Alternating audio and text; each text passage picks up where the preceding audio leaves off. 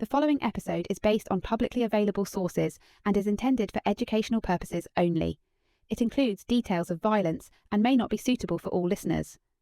Discretion is advised.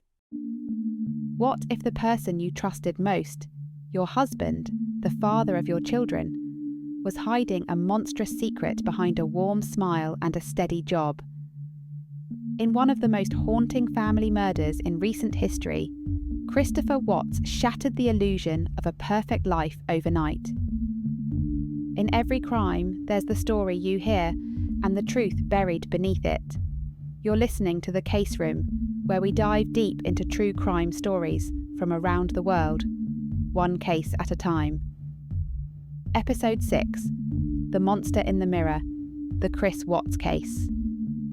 Before we open today's case, please note that this episode discusses domestic violence, familicide, violence against pregnant women, child death, emotional and psychological abuse, graphic descriptions of murder and body disposal, gaslighting and manipulation, loss and grief and trauma of surviving family. The content may be distressing or triggering for some listeners. Please take care while listening. Your well-being matters. Listener discretion is strongly advised. In the quiet suburb of Frederick, Colorado, the Watts family appeared to embody the American dream. Chris and Shanann Watts, along with their two young daughters, Bella and Celeste, projected a life of happiness and success through social media. However, beneath this facade lay a web of secrets and deceit that would culminate in a tragedy that shocked the nation. Chapter 1: Behind the Smiles. The Watts family before the tragedy. At first glance, the Watts family seemed to embody the picture-perfect American dream. Living in a quiet suburban neighborhood in Frederick, Colorado, they shared family photos filled with smiles, vacations, birthday parties, and a tidy two-story home with a well-manicured lawn. Christopher Lee Watts, known simply as Chris, was a soft-spoken man working as an operator at Anadarko Petroleum. His wife, Shanann, was an energetic, vibrant presence on social media, an independent promoter for a health and wellness brand called Thrive, often sharing glowing posts about her family and marriage.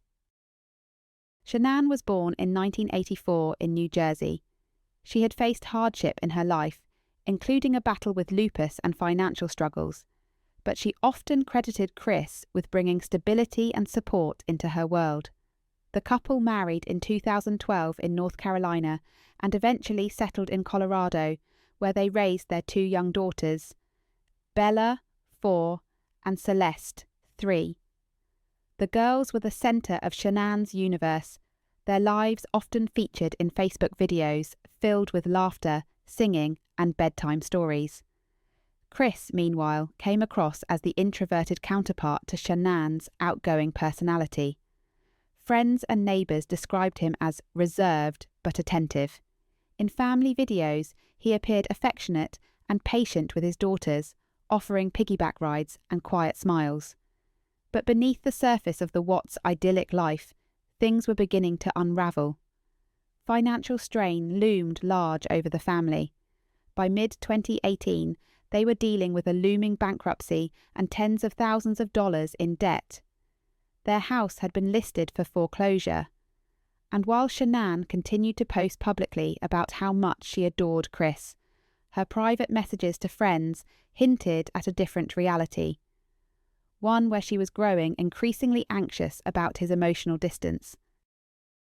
In June 2018, Shanann discovered she was pregnant with their third child, a boy they planned to name Nico.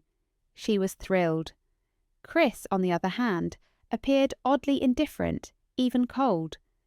As she tried to hold their family together, he seemed to be slipping away. What Shanann didn't know, what no one could have imagined, was that Chris was living a double life. During Shanann's work trips, he had begun seeing another woman, a co-worker named Nicole Kessinger. Their relationship escalated quickly, with Chris lying about being separated from his wife and spending weekends with Kessinger while Shanann was away. As July turned into August, the distance between Chris and Shanann grew palpable. Friends noticed his demeanour had changed. He was losing weight, paying more attention to his appearance, and showing an unusual lack of interest in Shanann's pregnancy. He became more irritable, more withdrawn. Shanann, meanwhile, was fighting to save her marriage, writing heartfelt letters and messages begging him to talk to her, to tell her what was wrong.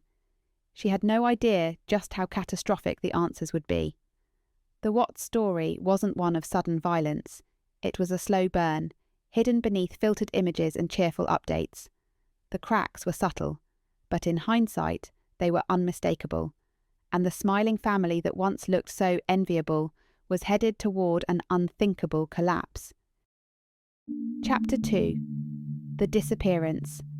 A Mother's Silence. It began as a whisper of unease, the kind that grows louder by the hour. On the morning of Monday, August 13th, 2018, Shanann Watts returned home from a work trip to Arizona.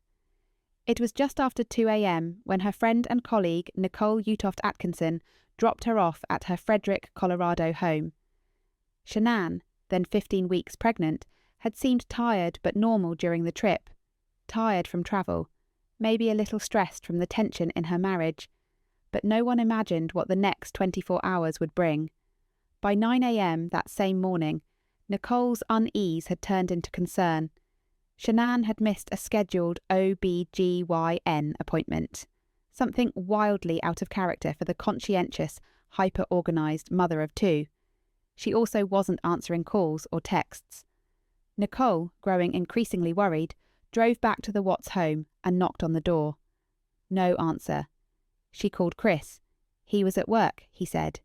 He acted like everything was fine, but Nicole could feel something was off. She called the police. Just after 1:30 p.m, Frederick Police Officer Scott Coonrod arrived at the residence for a welfare check. Body cam footage would later reveal the eerie normalcy of those early moments. The quiet street, the untouched front porch, the officer knocking again and again. Shanann's car was in the garage, her purse was inside, her medication, her phone. Even the girls' beloved blankies were still there. Chris arrived shortly after the officer, calm, polite, cooperative, at least on the surface. He granted access to the house, walked through the rooms with Officer Coonrod, and called out casually for his wife and daughters, as though he still half believed they might emerge from a bedroom laughing. But the house was silent, too silent. Nicole, now openly panicking, told the officer that Shanann would never leave without her children's items. She detailed Shanann's high-risk pregnancy, her meticulous schedule, her routines. Nothing about this made sense. That evening, Chris gave his first media interview to Denver 7 outside the family's home. The footage went viral almost immediately. In it, Chris pleaded for his wife and daughter's return. "I just want them back," he said, arms folded tightly across his chest, barely meeting the camera's eye. "If somebody has them, just please bring them back." But something about the performance rang hollow. His words didn't match his tone. His affect was flat, disconnected. To trained investigators, and to internet sleuths watching from afar. Chris didn't look like a distraught father. He looked like a man hiding something. The case exploded in the media. Photos of Shanann and her girls were everywhere. Smiling, playful, innocent. News outlets reported updates around the clock. Volunteers began organising searches. The Colorado Bureau of Investigation and FBI joined the effort. Cadaver dogs were brought in. The Watts home became the epicentre of national attention. Chapter 3. The Investigation. Cracks in the perfect image. What began as a welfare check quickly evolved into one of the most chilling murder investigations in modern American history. Behind the white picket fence of the Watts family home, the truth had been festering, and it didn't take long for investigators to dig beneath the facade. When Officer Scott Coonrod entered the Watts residence on August 13th, 2018, he found no signs of forced entry or struggle. But what he did find was even more disturbing. Shanann's purse, phone, medication, keys, and the children's blankets. all left behind as if she'd simply vanished. To detectives, this screamed of a staged disappearance. Chris Watts, at first glance, was a model father, calm, respectful, cooperative. But in those early hours, his composure was more of a red flag than a comfort. He paced the room while police combed the house. His answers to basic questions were vague and inconsistent. When asked where Shanann and the girls might be, he casually floated the idea that she had left with a friend or taken the kids to a playdate. But he couldn't name the friend. He couldn't remember the playdate location. The story already had holes. Detectives noticed another odd detail. Chris's car was parked in an unusual spot on the driveway. When reviewing security footage from a neighbour's surveillance camera, a chilling scene unfolded. At 5:17 a.m. on August 13th, hours before the wellness check, Chris was seen backing his work truck into the garage. For 45 minutes he moved in and out of the garage, loading it. He later claimed it was routine equipment for work. The neighbour, reviewing the footage with police and Chris in the room, commented on how odd his behaviour seemed. After Chris left, the neighbour turned to police and said, "He's not acting right. Something's off." That was putting it mildly. 2 days later, Chris was asked to take a polygraph test. He agreed, confidently, even enthusiastically, telling agents, "I've got nothing to hide." But the test told a different story. The examiner confronted him immediately after. "Chris, we know you're not being truthful." He had failed the polygraph test. Faced with mounting pressure, he asked for a moment alone with his father, Ronnie Watts. That's when the first confession came, at least a version of it. Chris claimed he had seen Shanann strangling their daughters and, in a blind rage, killed her. Investigators listened, but they didn't believe him. There was no evidence Shanann had harmed the children. And Chris's demeanour didn't align with someone reacting to trauma. He was calculated, not shattered. The break in the case came when Chris finally led authorities to the bodies. He took them to a remote Anadarko petroleum site where he worked. There, in the early hours of the morning on August 13th, he had disposed of his family. Shanann buried in a shallow grave. Bella and Celeste, his 2 daughters, forced into separate oil tanks through an 8-inch opening. It was a detail so gruesome that even seasoned investigators struggled to process it. Autopsies later confirmed the girls had been smothered, not strangled. Shanann had died from manual strangulation. The evidence starkly contradicted Chris's original claims. It wasn't a crime of passion. It was a calculated execution. Investigators soon uncovered a motive: infidelity. Chris had been having an affair with a co-worker, Nicole Kessinger. According to phone records and interviews, the affair had intensified over the summer. Kessinger told investigators that Chris claimed he was in the process of separating from Shanann and that he had spoken of a future together. She expressed shock and horror when she learned the truth, voluntarily handing over her phone and cooperating fully with the investigation. Search history on Chris's phone showed disturbing insights: calorie counts, relationship advice, and even how to prepare for a new life after divorce. But there were no searches about custody battles, finances, or legal procedures. Nothing to suggest he was planning to leave responsibly. Instead, he seemed to be erasing his past. Even more damning was his behaviour in the days following the murders. While investigators searched frantically for his missing family, Chris texted Kessinger as if everything were normal. He even arranged to meet her later that week. He lied repeatedly to her and to police, maintaining his innocence until physical evidence and forensic psychology began to paint the real picture. Digital forensics also played a key role.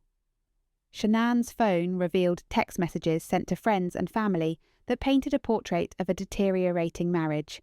She had confided in them that Chris had become cold, distant, and sexually uninterested. One message sent days before her death read, "He said he doesn't love me anymore. He doesn't want this baby." It was as if she sensed the walls closing in. The investigation was thorough and unrelenting. Dozens of hours of body cam footage, interrogations, forensic reports, and search warrants revealed not just a crime, but the unravelling of a man's double life. Chris Watts had crafted an image of the perfect family man, but behind the scenes he was plotting an escape, one that didn't include his wife, his daughters, or the life he had built, and in trying to erase them, he exposed himself completely. Chapter 4. Legal Proceedings. A swift but shocking justice. By the time Christopher Watts stood in front of a judge, the world already knew what he had done. The headlines were relentless, the details unforgiving, and the horror that played out behind the doors of a suburban Colorado home had sparked outrage and disbelief across the country. But the legal proceedings that followed were marked by something few expected from such a high-profile case: speed, clarity, and an absence of a drawn-out trial. Watts was arrested on August 15, 2018, just 2 days after the initial welfare check that had set the investigation in motion. He was charged with multiple counts of first-degree murder, including one for each of his daughters, his pregnant wife Shanann, and an additional count under Colorado law for causing the death of an unborn child. In total, 9 felony charges were filed: 5 counts of first-degree murder, 1 count of unlawful termination of a pregnancy, and 3 counts of tampering with a deceased human body. The evidence against him was overwhelming. Beyond the confession, there was the surveillance footage, the polygraph failure, GPS data from his work truck, the autopsies, and the deeply incriminating interviews he gave. But what sealed the prosecution's case, what made a trial unnecessary, was Chris Watts himself. On November 6, 2018, less than 3 months after the murders, Watts appeared in court and pleaded guilty to all 9 charges. There was no dramatic courtroom battle, no lengthy witness testimony, no expert arguments. Instead, it was a sobering admission of guilt, uttered with no visible emotion. Why did he do it?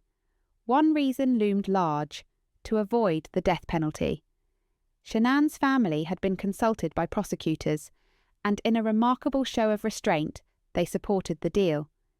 They did not want to endure the spectacle of a death penalty trial, nor did they want their daughter and granddaughter's names dragged through the agonising churn of litigation. They wanted peace, closure, and to avoid giving Chris Watts the stage to twist his story. The plea deal, in exchange for life sentences without the possibility of parole, ensured exactly that. On November 19, 2018, Christopher Watts was sentenced in Weld County District Court. The hearing was brief, but its emotional weight was crushing. Prosecutors painted a grim picture, one in which Chris systematically murdered his family to pursue a new life, free from obligation. He strangled Shanann in their bedroom. Then, while his daughters were still alive, he loaded them into his work truck alongside their mother's body and drove them to an oil field. There he smothered Bella and Celeste one by one and discarded them in separate tanks. Judge Marcelo Kopkow did not hold back in his words. "This is the most inhumane and vicious crime I have handled out of the thousands of cases that I have seen," he said. Watts showed no visible emotion as he was sentenced to 5 life terms, 3 to be served consecutively, 2 concurrently, plus 48 years for unlawful termination of a pregnancy, and another 36 years for the disposal of the bodies. In the courtroom, Shanann's family gave heartbreaking victim impact statements. Her father, Frank Ruchek, sobbed as he described how Shanann had loved and trusted Chris, believing they had built a future together. "I trusted you to take care of them, not kill them," he said. Her brother Frankie and mother Sandra expressed fury, pain, and disbelief that someone so close could commit such cruelty. Watts, dressed in an orange jumpsuit, remained mostly still. When asked if he wished to make a statement, he declined. The sentencing marked the legal conclusion of the case, but it didn't stop public fascination. Many questioned why a seemingly normal, soft-spoken man would slaughter his family, why he didn't simply divorce, why he maintained his innocence for days, lied on national television, and acted like a grieving husband while knowing exactly where the bodies were. Prosecutors later released a 2,000-page discovery document that included detailed interviews, photos, GPS logs, and text messages. Among the revelations, Watts had been planning a new life with his mistress, Nicole Kessinger, Googling apartment options and searching for romantic getaways. In the days before the murders, he sent flirty texts to Kessinger while ignoring Shanann's increasingly distressed messages. The court of law may have closed the case, but the court of public opinion remained riveted. This wasn't just a story of murder. It was a betrayal that pierced through the illusion of the American dream. A man with a house, kids, a stable job, and a smiling family Christmas card had, in the end, become a symbol of hidden darkness. The law did its job. But the questions, the ones about motive, about morality, about how well we ever really know the people closest to us, those still lingered in the air long after the gavel dropped. Chapter 5. Confessions and Motive. The Hollow Core of Christopher Watts. The image of Chris Watts, smiling, soft-spoken, seemingly devoted to his family, begged a haunting question. How could someone so ordinary commit something so monstrous? After his arrest, Watts's initial story to police was false. He claimed Shanann had killed their daughters in a fit of rage, and he, in turn, killed her in retaliation. It was a crude, desperate deflection, a story without logic, one that tried to cast Watts as both victim and reluctant avenger. But the truth, like the oil tanks in which he placed his daughters' bodies, eventually surfaced. And what came out during his confessions exposed a chilling emptiness beneath his calm demeanour. The truth emerged gradually. Following his sentencing in November 2018, Watts was sent to the Dodge Correctional Institution in Wisconsin, housed in protective custody due to the nature of his crimes.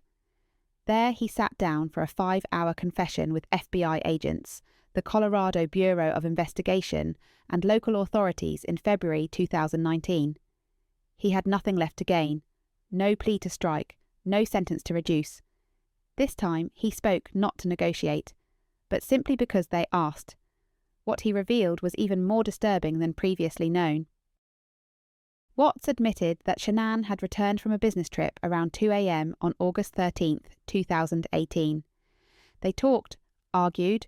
She had confronted him about his affair with Nicole Kessinger, and at some point Chris straddled her on the bed and strangled her with his bare hands. No moment of snapping, no fit of rage.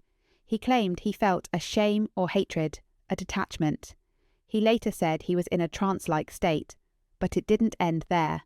What defied comprehension was that Bella, aged 4, and Celeste, 3, were still alive when Shanann was killed. According to Watts, Bella entered the room and asked, "What's wrong with Mommy?" He told her Shanann was sick. Then he wrapped Shanann's body in a sheet and placed it on the floor of his truck. He then loaded his daughters, alive, into the back seat with their mother's corpse beneath their feet. It was a 45-minute drive to the Anadarko oil site. At the site, he smothered Celeste first, using a blanket. Bella, watching, asked him, "Is the same thing going to happen to me?" Her final words, he later confessed, were, "Daddy, no." This part of the confession cracked the already fractured public understanding of Chris Watts. It wasn't a moment of madness. It wasn't a sudden loss of control. It was a slow, cold unravelling of a man who wanted to discard his old life like a suit that no longer fit. And for what? The central motive that prosecutors and psychologists offered was chilling in its banality. Chris Watts wanted a new life, a fresh start. He wanted to be with Nicole Kessinger, his mistress, without the burden of a wife, children, and responsibilities. The affair had given him a taste of freedom, a different identity, one where he was desired, admired, unshackled from suburban obligation. The psychological profile of Chris Watts confounded even seasoned professionals. He didn't have a known history of violence. He was not diagnosed with any severe mental illness. He wasn't an abusive husband in the traditional sense. Instead, he was described as a narcissist, a man obsessed with his own image and incapable of empathy when that image was threatened. Some experts likened his behaviour to that of other family annihilators, a rare but well-documented type of killer. These are individuals, usually men, who destroy their entire families in one swoop, often when they feel their carefully controlled lives are spiralling. Financial stress, relationship breakdowns, or the fear of losing reputation are common triggers. In Watts' case, it was the convergence of financial strain, marital discord, and the intoxication of a new romance. Still, the horror lingered. Even with motive and confession in hand, the public struggled to grasp how someone could cross such a line. How Chris could load his daughters next to their mother's corpse, lie to their faces, and murder them one at a time. Chapter 6. Life in Prison. The Weight of Silence. After the courtroom fell silent and the life sentences were handed down, Christopher Watts was no longer a husband, a father, or a seemingly ordinary man living in suburban Colorado. He became a number, a prisoner, locked away not just from society, but from the very identity he once used to conceal the monster beneath. Initially, Watts was held at the Colorado Department of Corrections, but the notoriety of his crimes, especially the graphic details and the victims involved, immediately made him a target. Prison staff and fellow inmates alike viewed child killers with a special kind of disdain. His presence inside any standard facility was a security risk. Less than a month into his sentence, Watts was quietly transferred to the Dodge Correctional Institution in Wisconsin, a maximum security prison over 1,000 miles from the place where his family once lived and where their lives ended. The move was described as a matter of safety and security. In other words, the Colorado Department of Corrections feared he wouldn't survive among the general prison population. Inside Dodge, Watts lives under protective custody conditions. His movements are tightly monitored. He eats alone, exercises alone, and is kept separate from other inmates as much as possible. According to reports from corrections officers, he spends the majority of his time in his cell, which measures about 8 by 10 feet. He has no access to internet or television and is not permitted to have a job within the prison due to his security status. He's allowed books and mail, and according to multiple reports, Watts has embraced religion behind bars. He claims to have found God, often quoting the Bible and reportedly attending chapel services when allowed. Some prison staff say he has requested Bibles to give to other inmates and spends long hours reading scripture. In a letter obtained by media outlets, Watts wrote, "I'm still a dad, I'm still a son, no matter what." He described hearing his daughter's voices in his sleep, claiming they visit him in his dreams and talk to him. But these declarations, whether genuine or self-serving, are difficult to verify. Prison is, after all, a place where time slows and guilt festers, often mutating into obsession, denial, or fragile repentance. Public interest in Watts has not faded. True crime channels, documentaries, and YouTube creators have dissected his every move. Netflix's American Murder, The Family Next Door, released in 2020, became a viral hit. Unlike many dramatised retellings, this documentary used real footage, police body cams, social media posts, interrogation videos, and texts between Chris and Shanann. The public saw the mask slipping in real time. That exposure has created an unexpected subculture around Watts, including individuals who claim to be supporters, or even admirers. Some send him letters.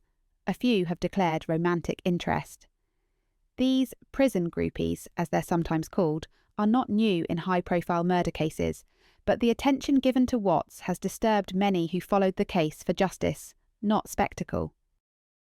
In 2021, it was revealed through mail logs that Watts receives dozens of letters monthly. Some express hatred, some beg for answers, others claim love. Prison officials monitor his mail for threats or inappropriate content, but much is allowed through. In one of his letters to an outside correspondent, Watts reportedly said, "I read a lot. It helps me to not think about where I am." His mental state appears stable, at least on the surface, but the psychological consequences of his crimes are difficult to assess. He's in solitary conditions much of the time, without meaningful social interaction. And for a man whose crimes involved deceiving, manipulating, and controlling those closest to him, prison represents the ultimate loss of power. Legally, there's no chance of release. He will die in prison, and any appeals would be both procedurally difficult and morally futile in the court of public opinion.